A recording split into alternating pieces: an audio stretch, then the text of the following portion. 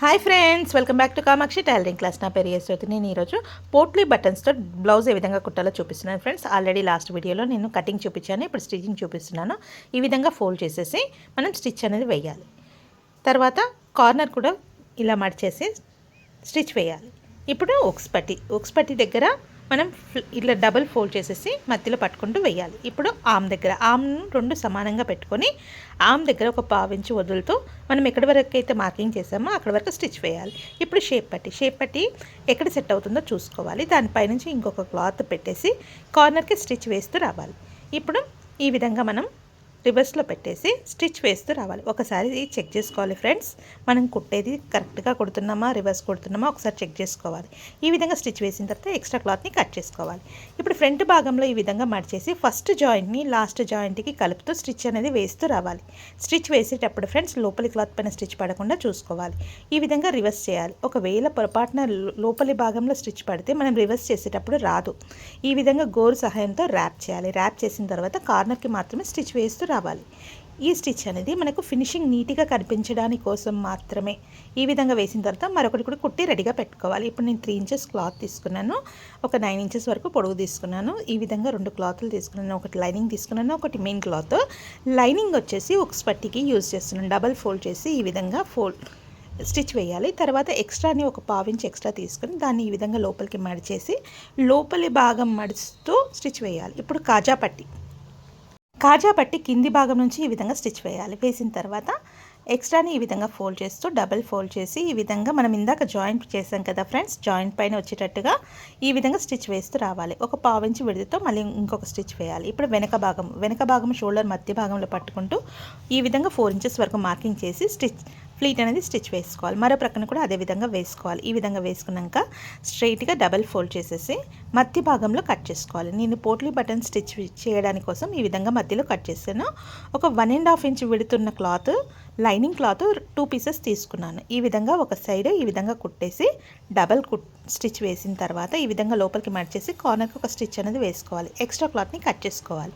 ఇప్పుడు మరో భాగంలో సింగిల్ క్లాత్ ఈ విధంగా స్టిచ్ వేసుకోవాలి. నేను డిజైన్ కోసం 2 ఇంచెస్ పొడవు 2 ఇంచెస్ వెడల్పు స్క్వేర్ లాంటి క్లాత్ పింక్ కలర్ తీసుకున్నాను. దాంట్లో మధ్యలో థర్మకోల్ బాల్ పెట్టేసి ఈ విధంగా పోట్లీ బటన్ రెడీ చేసి పెట్టుకుంటున్నాను. ఈ విధంగా ఒక 3-4 టైమ్స్ నాట్స్ వేయాలి. ఎక్స్ట్రా క్లాత్ని కట్ చేసుకోవాలి. పోట్లీ బటన్స్ ఈ విధంగా రెడీ చేసి పెట్టుకోవాలి.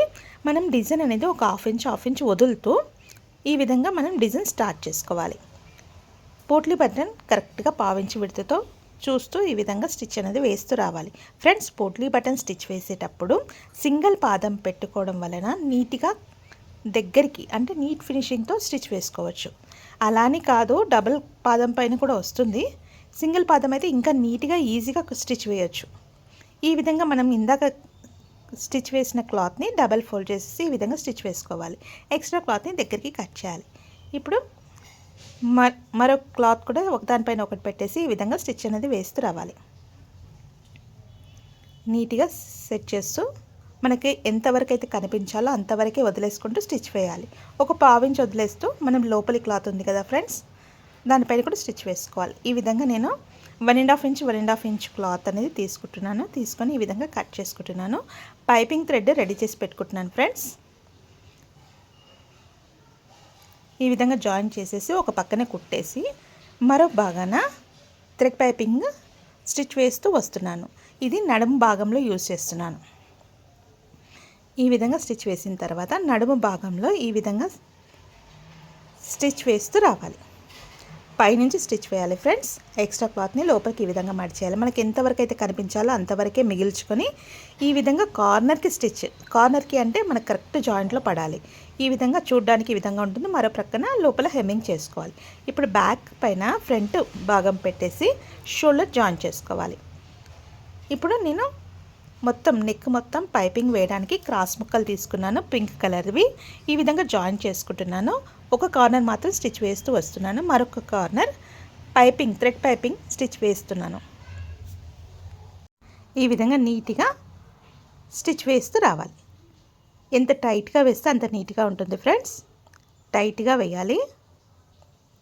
ఈ విధంగా థ్రెడ్ పైపింగ్ అనేది నీట్గా స్టిచ్ వేస్తూ రావాలి. ఫ్రెండ్స్ ఈ వీడియో నచ్చినట్టయితే లైక్ చేయండి, షేర్ చేయండి. ఇంకొన్ని ఇంట్రెస్టింగ్ వీడియోల కోసం తప్పకుండా సబ్స్క్రైబ్ చేయండి ఫ్రెండ్స్. ఇప్పటి వరకు సబ్స్క్రైబ్ చేయని వాళ్ళు తప్పకుండా సబ్స్క్రైబ్ చేయండి. నేను పంపించిన ప్రతి వీడియో మీకు నోటిఫికేషన్ రూపంలో వస్తుంది.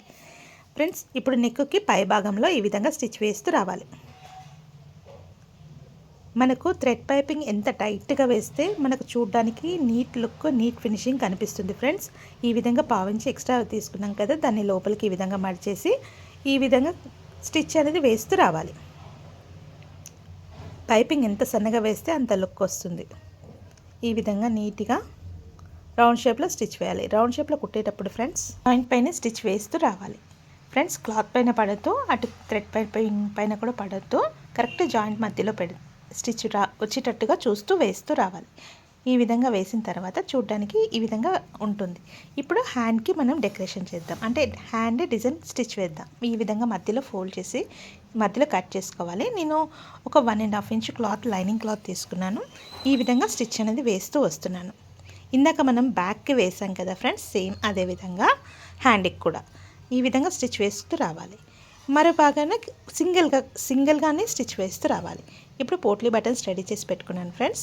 ఈ కింద 1/2 ఇంచు, పైన 1/2 ఇంచు వదులుకుంటూ మార్కింగ్ చేసుకొని ఆ మిగతా ప్లేస్లో పావు ఇంచు వెడల్పుతో ఈ విధంగా ఒకదాని తర్వాత ఒకటి పోట్లీ బటన్స్ స్టిచ్ వేస్తూ రావాలి.